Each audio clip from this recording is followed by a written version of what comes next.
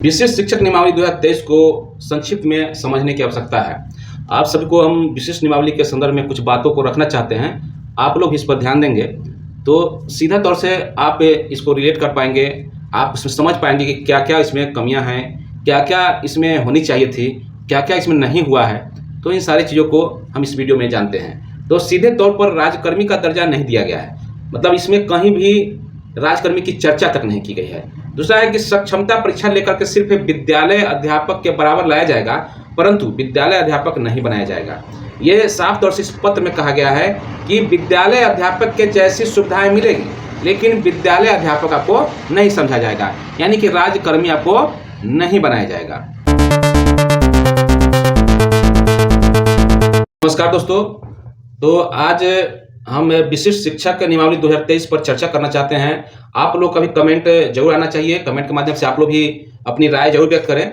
विशिष्ट शिक्षक का जो नियमावली कल जो बना है, उसका प्रारूप जो प्रकाशित किया गया है, जिसमें जो इससे प्रभावित होने वाले लोग हैं उनका सलाह भी मांगा गया है। ईमेल के माध्यम से सलाह की मांग की गई है।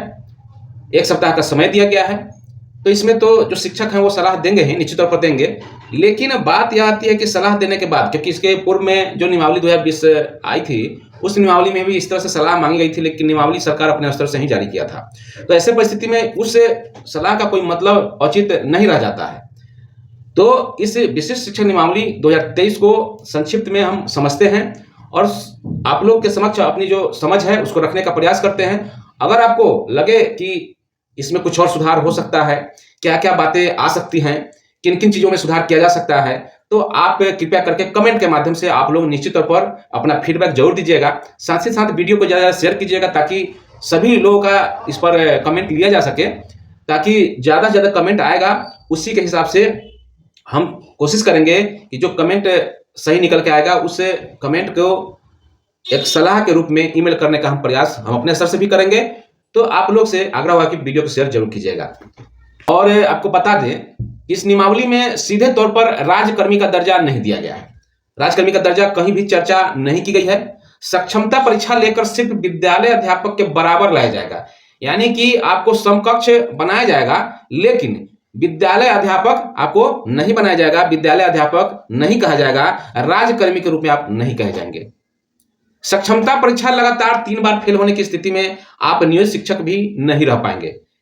अब तक तो जितनी परीक्षा होती थी, नहीं होते थे तो प्रमोशन नहीं मिलता था, लेकिन अब क्या होगा कि आपको नियोजित शिक्षक से ही निकाल दिया जाएगा। ऐसे परिस्थिति में सक्षमता परीक्षा कहीं ना कहीं छंटनी करने का ये काम किया गया है, छंटनी करने का प्रोसेस बनाया गया है। आप नियोजित शिक्षक भी नहीं रह पाइएगा। जो नीतीश कुमार जी हैं, उन्होंने कुटिलता के साथ आपको हटाने का सारा व्यवस्था कर लिया है, मतलब बहुतों को नौकरी से बाहर जाने का रास्ता भी खोल दिया गया है। अगर परीक्षा दक्षता टाइप नहीं हुआ तो समझिए कि कुल मिलाकर फिल्ट्रेशन की बात की जा रही है, और फिल्ट्रेशन के आधार पर जो लोग परीक्षा में पास करेंगे उन्हीं को आपको विशिष्ट शिक्षक का दर्जा मिलेगा। उसके बाद पे प्रोटेक्शन का लाभ मिलेगा, मतलब वर्तमान में प्राप्त वेतन के अनुरूप वाले पे मैट्रिक्स में जाएंगे, न कि इंडेक्स के अनुसार, यानी कि यहाँ भी फायदा होता हुआ नजर नहीं आ रहा है। उसके बाद आपको बता दें कि जिला स्थानांतरण के साथ साथ अंतर जिला स्थानांतरण मिलेगा, जिसका आप 2 बार ही लाभ ले सकते हैं। 2 बार से ज्यादा आपको लाभ नहीं मिलेगा।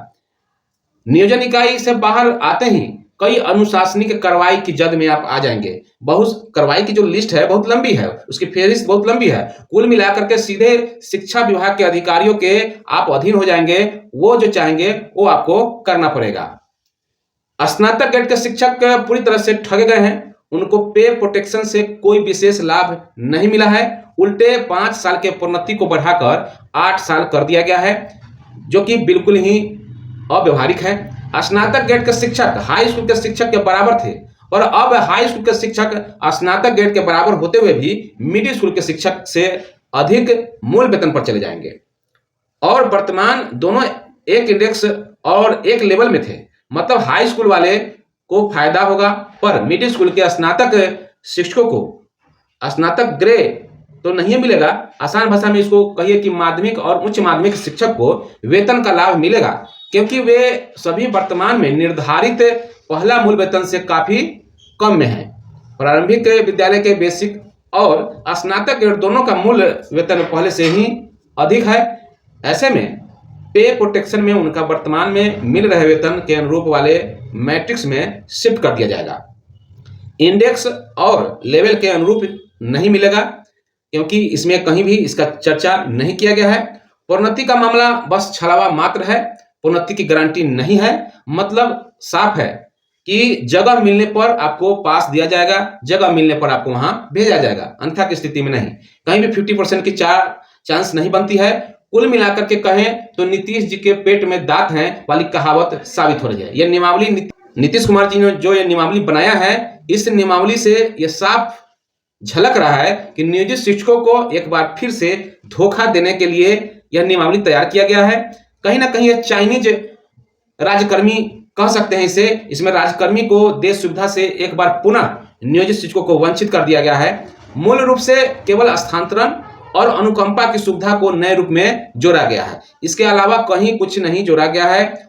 और तो और वो भी जब तक आप सक्षमता परीक्षा को पास करके विशिष्ट शिक्षक नहीं बन जाते हैं, तब तक वो भी सुविधा नहीं मिलेगा। यानी कि किसी भी विशिष्ट शिक्षक को राजकर्मी का देश सुविधा जैसे प्रोविडेंट फंड, ग्रेच्युटी, संचित अवकाश, बीमा, पेंशन आदि किसी भी प्रकार की सुविधा दे नहीं है। इस नियमावली का घनघोर विरोध होना चाहिए, क्योंकि जब सुविधा नहीं मिलेगी तो ऐसे परिस्थिति में इस तरीके का बनावटी राजकर्मी का दर्जा से क्या मतलब, क्योंकि नियमावली में कहीं भी इन सारी चीजों का जिक्र नहीं किया गया है।